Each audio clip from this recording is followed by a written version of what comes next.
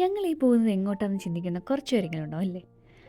അപ്പോൾ അവർക്ക് വേണ്ടിയിട്ട് ഞങ്ങൾ ഇന്ന് പോകുന്നത് ന്യൂസിലാൻഡിലെ സൗത്ത് ഐലൻഡിലെ ഒരു ടൂറിസ്റ്റ് സ്പോട്ടിലേക്കാട്ടോ. നോർത്തിലാണെങ്കിലും സൗത്തിലെ ആൾക്കാരാണെങ്കിലും എല്ലാവരും കാണാൻ ആഗ്രഹിക്കുന്ന ഒരു സ്ഥലമാണ് മിൽഫേർഡ് സൗണ്ട്.